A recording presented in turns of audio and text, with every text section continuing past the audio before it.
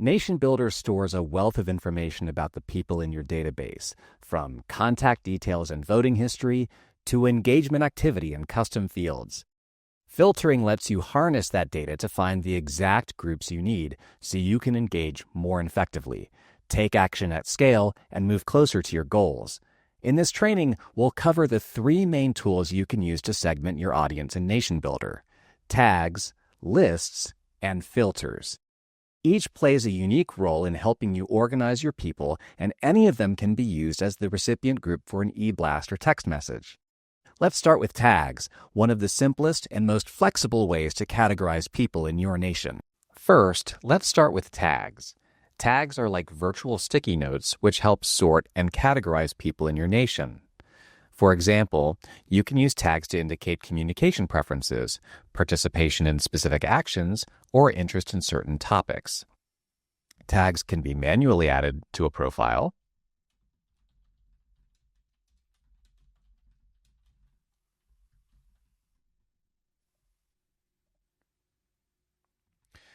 or they can be added by taking an action on a NationBuilder web page that has been configured to do so. They can also be imported or added via the API. There's a drop-down where your tags live, and this is called your tag library.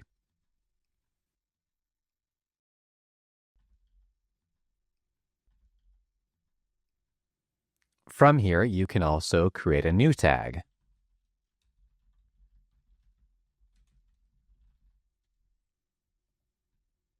You also have a link by which you can view all of the tags in your tag library.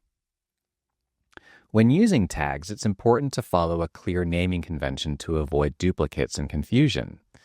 For example, you might use formats like interest-2025 or event name-2025 to keep things organized.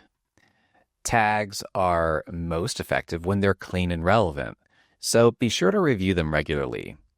Removing tags that no longer apply, or those with 0 associated people, helps to keep your database efficient and easy to navigate.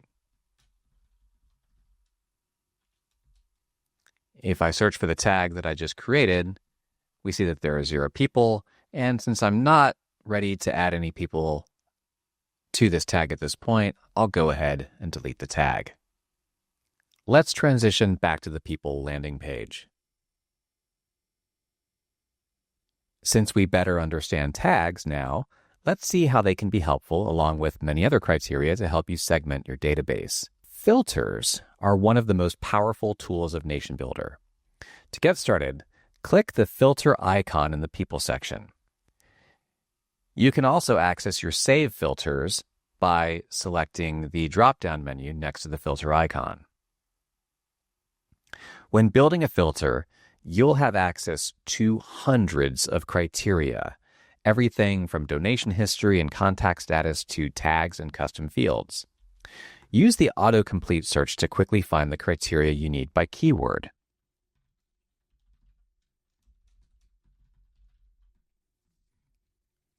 Some data points offer multiple related options, like has donated, has not donated, or donation date ranges. Be sure to select and adjust criteria based on your specific targeting needs. Let's pick an example where I want to reach out to volunteers in a specific area and mobilize them for an action via email. I'll start by adding the criteria volunteer. Then I want them to be contactable via email, so I'll add emailable. Last, I want them to be in a specific area. I have a range of options from country to county, but here I'll use a flexible one, address near.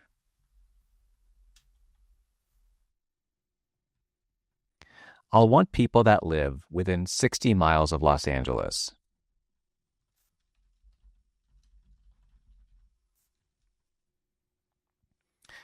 Now I can filter And since I want to use this audience to send an email blast, I'm going to save that filter so it's in my filter library and available as a source of recipients.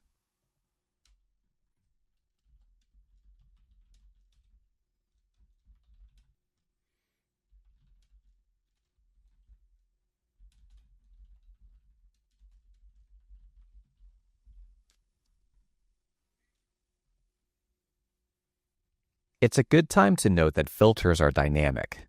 If between the time I have saved my filter and the time I am sending my email, those conditions change for some people, they will enter or leave my filter. It's ideal for communication and ensuring that you have the most up-to-date and accurate results.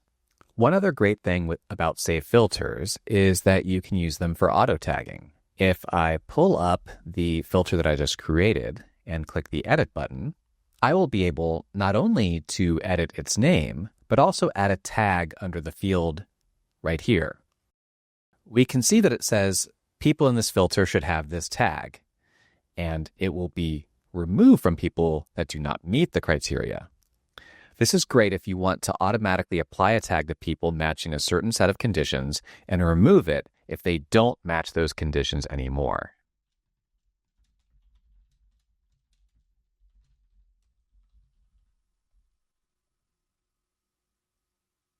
By clicking this Edit button here, I can go back to the People landing page with the filter that I saved already pulled up. This filter was relatively simple as I only needed all 3 criteria to be true. However, when adding criteria, you'll need to choose between 2 logic settings. All will make it so that results will only include people who meet every selected condition, criteria 1, and criteria 2, and criteria 3. Any will include results for people who meet at least one condition, criteria 1, or criteria 2, or criteria 3. At the top level of your filter, you will choose between any and all to define how the overall filter works. But you can also add group rows within a filter to combine different logic settings. This lets you build more complex filters like everyone must meet criteria 1 and also meet either criteria 2 or criteria 3. Let's see how that works in practice with our second example. Let's say I want to find supporters that haven't been contacted recently, but do have contact details listed. I'll start with the criteria supporter.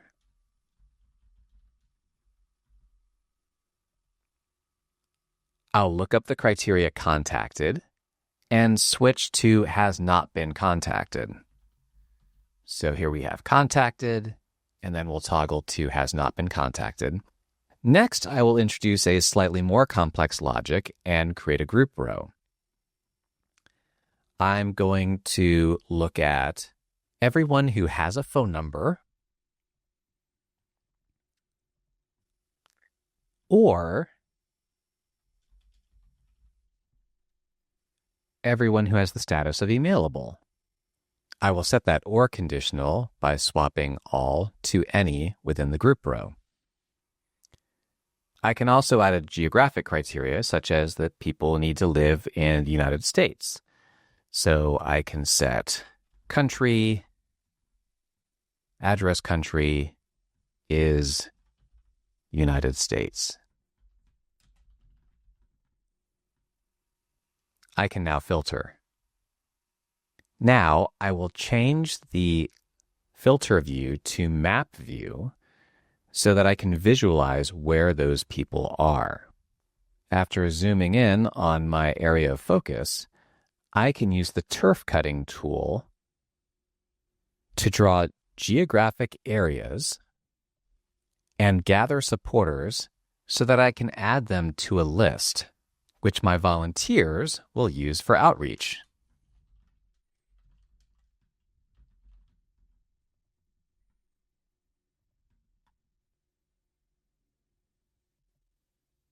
You could see that when I went to name my list, there was the option to share it with a permission set or with a specific person. That's a great segue to talk about our last segmentation option, lists, which are a powerful tool for organizing a fixed group of people in NationBuilder. Lists are static, meaning they don't update automatically. You're creating a specific snapshot of people at a point in time. They offer different options, and you can also use them as a source of recipients for a blast. While you can create lists directly from map view, as we just saw, using turf cutting, a quicker and often easier method is to just run a filter and then use the action dropdown to add to a list. While you can create lists directly from map view using the turf cutting tool, as we just saw, it's often quicker and easier to just run a filter and then use the Actions drop-down menu and select the Add to List option. This lets you instantly create a list from the group of people returned by your filter criteria. You can also use that same drop-down to remove people from a list, giving you more control over exactly who stays in or out of a static audience segment. To access your lists, you can click the link that pops up at the bottom of your screen after you've added people to a list from the People filter. You can also go to the Lists tab and use the search function to find a specific list. Within a list, you'll see 4 views. The overview gives you insight into aggregated actions taken by people on your list, like how many have donated, how many have been contacted or taken action. You can use Map View to visualize your list geographically. It's especially useful for further turf cutting of your list, allowing you to define and save areas for geographically targeted outreach. Call View is the perfect setup for phone banking. It gives you a streamlined interface to quickly access contact information, and it offers logging options, making it easy to move through calls one by one. Data Entry View is ideal when you're entering information collected offline, like from canvassing sheets or event signups. It's designed for fast, structured data input, helping you update multiple profiles quickly and accurately. Scrolling back up, we see that next in the menu is the Batch Update panel. This allows you to make changes across multiple profiles at once. You can add or remove tags, one of the most common updates. You can log a contact, which is great for recording outreach at scale. You can amend profile data, such as support level or the assigned organizer. You also have the option to split this list if you need to divide your audience into distinct groups for more tailored communication or organization. And finally, you can print canvassing sheets using our default templates or a customized one. Now that you've seen how to create and work with lists, you can start using these tools to organize your outreach more effectively. Great work finishing this module on segmentation. With filters, tags, and lists in your toolkit, you're set to reach the right people at the right time for the right action. Stay sharp and keep building your organizing skills by liking and subscribing to our channel for more. Thanks for watching, and we'll see you next time.